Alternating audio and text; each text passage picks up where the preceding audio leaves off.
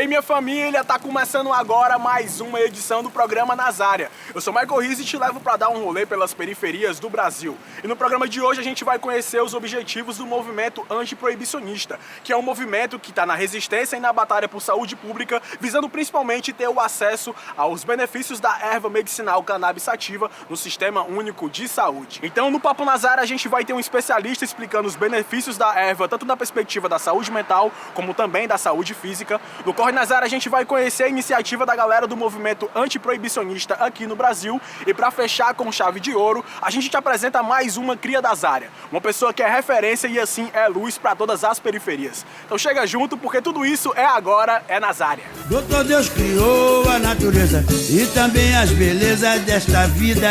O Planet Hemp quer saber por que é que essa erva é proibida. Doutor Deus criou a natureza e também as belezas desta vida. O Planet Hemp quer saber.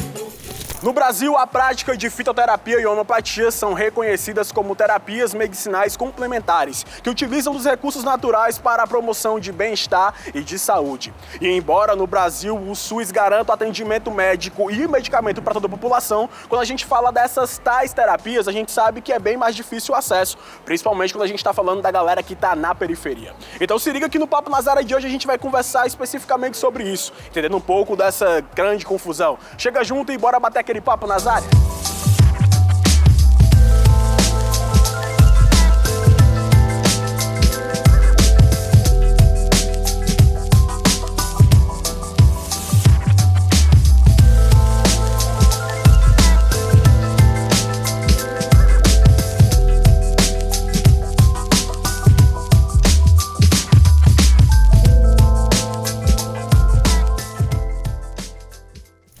Salve, salve família, estamos aqui agora diretamente da Associação Beneficente O Pequeno Nazareno com o projeto Dignidade e Infância para trocar uma ideia com a galera, né, bater aquele papo Nazária sobre mais um tema. E o tema dessa vez, galera, que a gente está falando especificamente, né, o que a gente vai rodar aqui nesse nosso papo, é sobre ervas medicinais. E a primeira pergunta é essa, se vocês conhecem alguém que faz uso de ervas medicinais ali na periferia de vocês, né? Aquela tiazinha que faz um chá, ou a mãe de vocês, ou a avó de vocês, e quais eram esses chás através dessas ervas e plantas que elas utilizavam. Alguém pode falar pra mim? Acho que o mais comum entre todo mundo é justamente essa, sei lá, por exemplo, o chá de boldo, né, que acontece bastante. O pessoal toma bastante. Eu, particularmente, gosto muito de chá de camomila. Uma coisa que meus pais sempre faziam desde quando era pequenininho.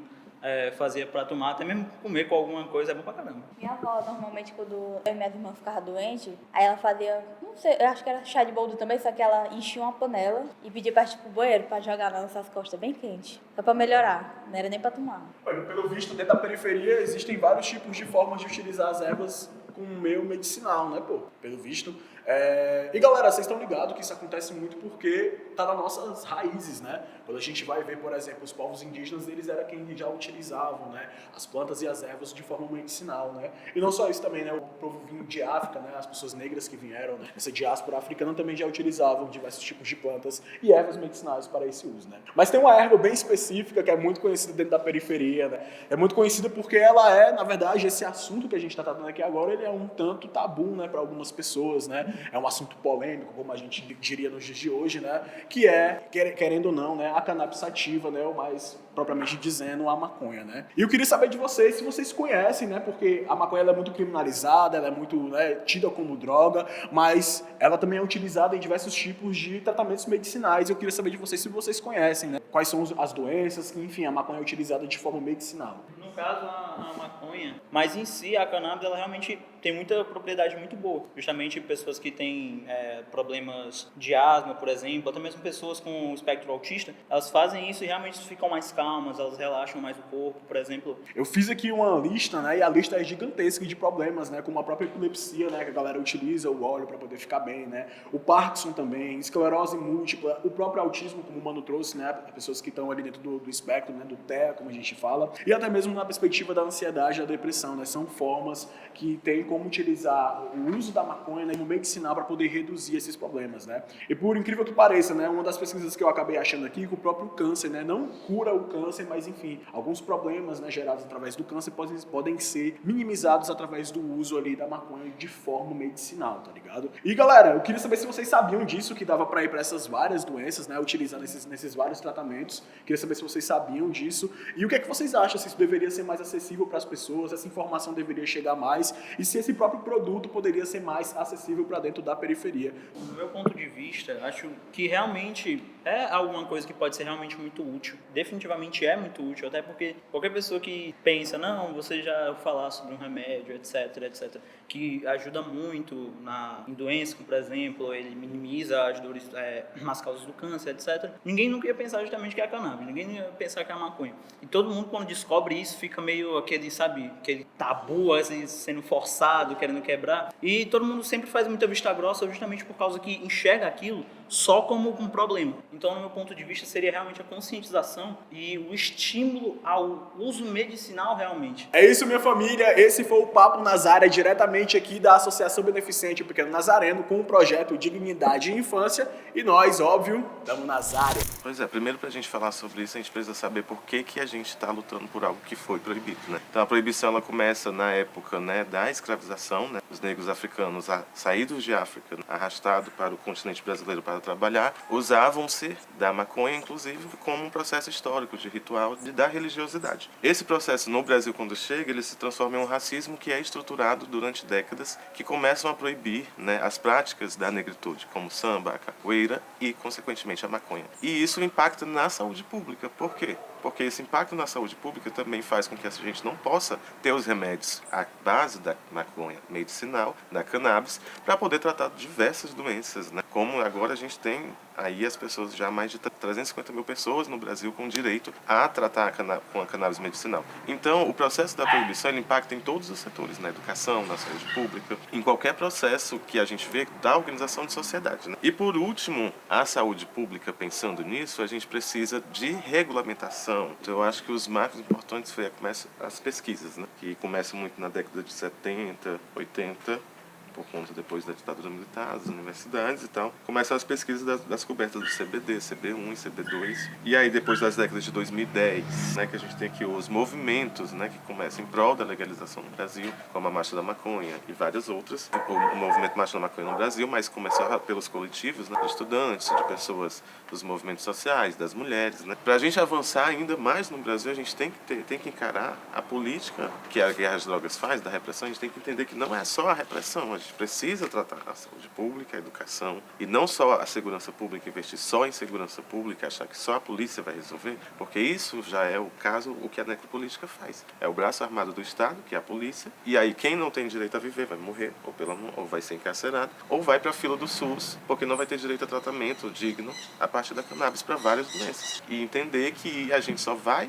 ter a questão resolvida de uma forma, pelo menos mínima, a gente pode ver em vários outros países que já tem aqui no nosso vizinho, Uruguai, a gente tem. Então, assim, não tem por que não avançar nesse debate e pensar que só assim a gente pode sair dessa guerra que existe, né, hoje, das drogas contra a vida das pessoas que são as pessoas negras, LGBTs, mulheres, indígenas, quilombolas. Então, são essas pessoas que foram historicamente marginalizadas pelo o que restou da colonização do nosso país. A gente tem que fazer um processo democrático do uso da saúde pública, porque para o uso medicinal e para o uso recreativo, tanto a gente da periferia precisa ter esse aspecto. Outra coisa que a gente precisa avançar é no processo de democratização da segurança pública, né? Entender que a gente não é um inimigo, né? E que as pessoas que trabalham com as drogas, né, que são os grandes traficantes, eles estão nos prédios da Beira-Mar, da prédio de Iracema, no Aquiraz, ou não estão aqui. Eles nem pegam na droga, não pegam só no dinheiro. Então a gente precisa entender que nós não somos inimigos. Então, esse é um segundo ponto. Para longo prazo, é a gente ter a legalização mesmo como um todo, né? Como a gente já teve o avanço do STF, de até 45 gramas, mas que a gente esteja livre, né, dessa guerra, né?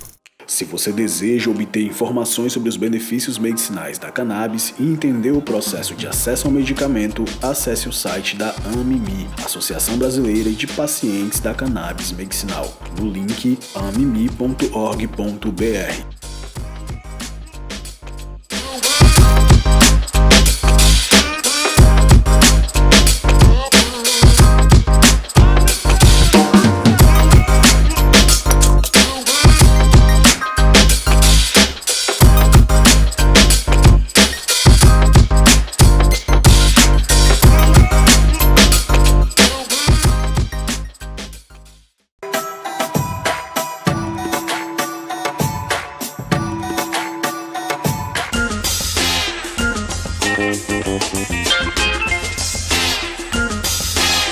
o tempo, o Brasil vem construindo uma política nacional sobre drogas e já conseguiu diversos avanços. Mas apesar disso, ainda tem muitas barreiras a serem vencidas, como a falta de clareza na redução de danos e, óbvio, a necessidade de superar a perspectiva entre a segurança e a saúde pública. E, óbvio, o caso da criminalização da cannabis sativa, a erva popularmente conhecida como maconha, que tem sua eficácia medicinal cientificamente comprovada, mas que a sua legalização está longe de acontecer. No Corre nas Áreas de hoje a gente vai conversar com a galera que está na movimentação, discutindo o que é que tem por trás dessa criminalização e vamos acompanhar de perto a atividade dessa galera na prática. Então chega junto e bora ver esse corre gerando nas áreas.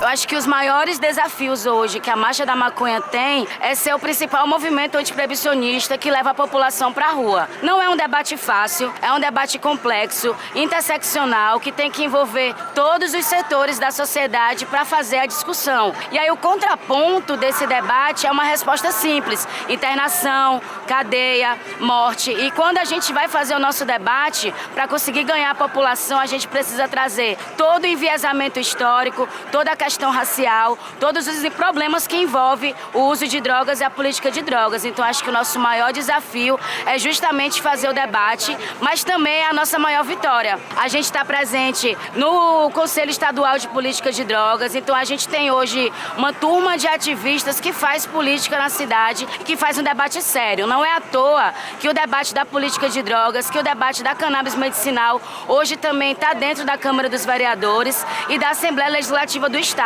Isso significa que a gente evoluiu no debate, que a gente cresceu nesse discurso e que a gente tomou hoje setores que a gente consegue fazer o debate em todos os espaços. Na verdade, liberado já está. A gente vê hoje a questão do tráfico de drogas, vendendo uma maconha de péssima qualidade para qualquer pessoa que queira ter acesso. O nosso debate é um debate de saúde, de regulamentação, de segurança pública e de justiça social. A guerra às drogas nitidamente falhou. Na verdade, a guerra às drogas, ela tem o seu resultado racial muito bem definido. É uma abolição inacabada. A gente hoje coloca dentro das cadeias aqueles que antes eram escravizados. Então a gente vem dizer que a guerra às drogas não funciona, tem cada vez mais pessoas em situações de relação abusiva com o uso de drogas. A gente tem cada vez mais a nossa cidade territorializada, dividida, com o peso das facções e da violência em cima das nossas costas, e a gente sempre se pergunta, tem solução? Qual é a medida? A medida é a gente conseguir reparar historicamente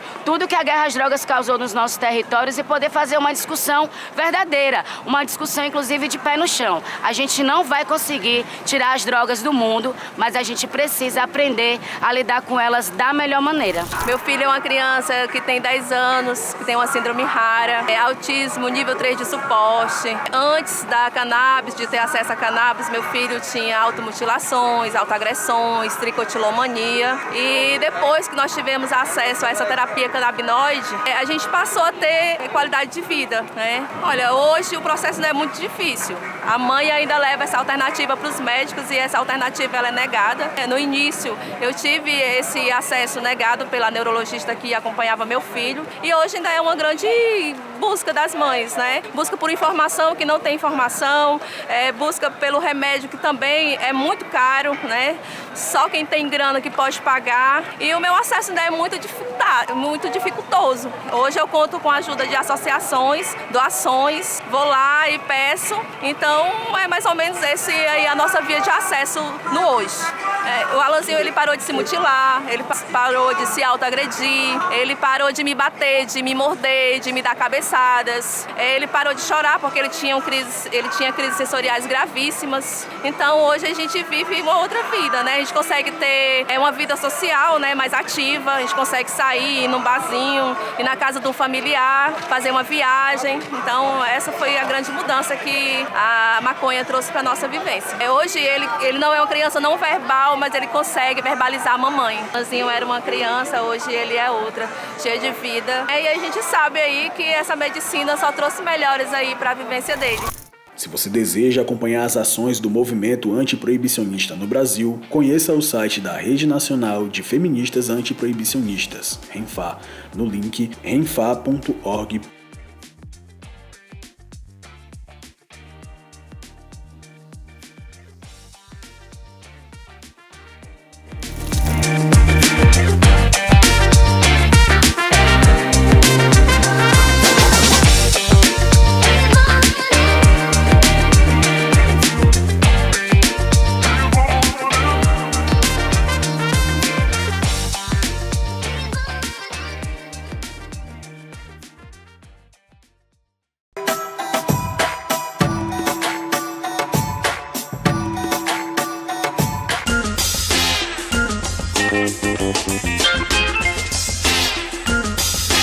Um dos objetivos centrais do movimento antiproibicionista é a discriminação das drogas com foco na construção de uma política pública mais humana, baseada em direitos humanos, redução de danos, saúde pública e justiça social. E nesse corre tem uma galera, instituições, coletivos e pessoas que deixaram de lado os preconceitos e focaram no tratamento e assim, na perspectiva de salvar vidas. Então se liga que o Nazara te apresenta agora mais uma cria das áreas potente para você conhecer e assim passar a admirar.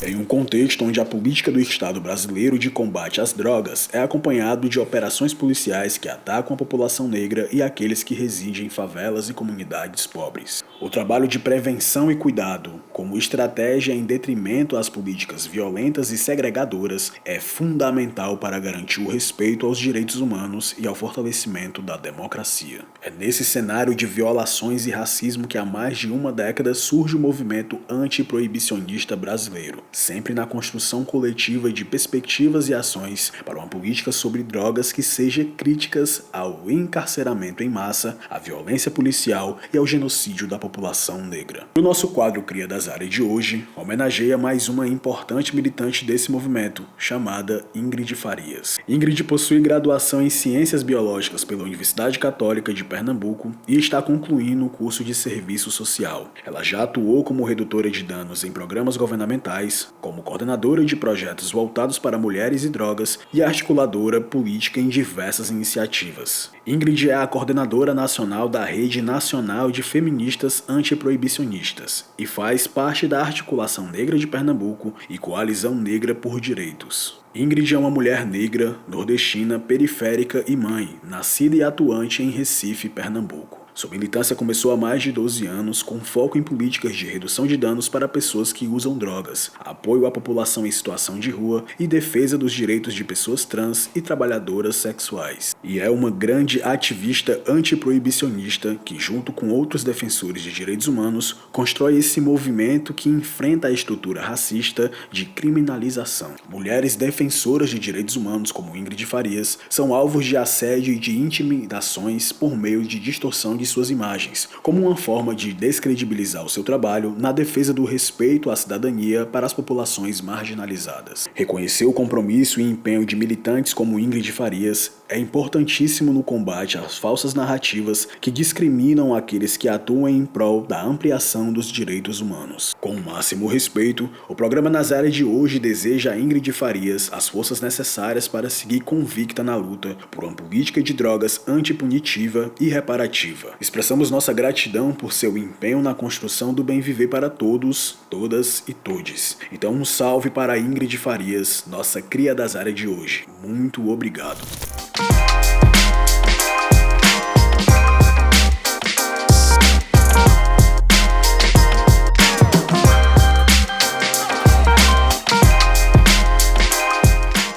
Então é isso, minha minha família, o programa de hoje vai ficando por aqui. Se você curte o programa Nazária, eu convido você a conhecer as redes sociais e os sites da Associação Beneficente O Pequeno Nazareno. Lá você vai encontrar as reprises do programa Nazária e outros projetos que são desenvolvidos pela associação. É só você acessar o site pequenonazareno.org.br, o Instagram OPN_oficial ou o Facebook O Pequeno Nazareno. E não esquece, hein, se você tem algum tipo de crítica, dúvida ou sugestão para fazer pra gente do programa Nazária, é só entrar em contato através do e-mail que tá aparecendo aí na sua tela.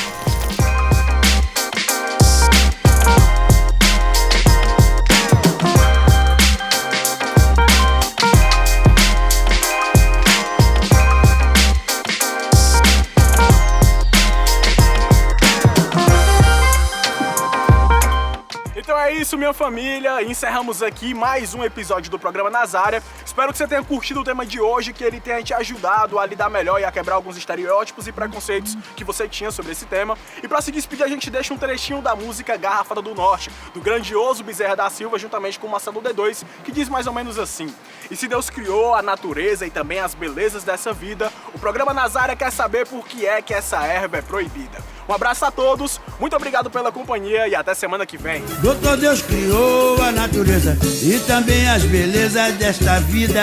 O Planet Ramp quer saber por que é que essa erva é proibida. Doutor Deus criou a natureza e também as belezas dessa vida. O Planet Ramp quer saber por que é que esta erva.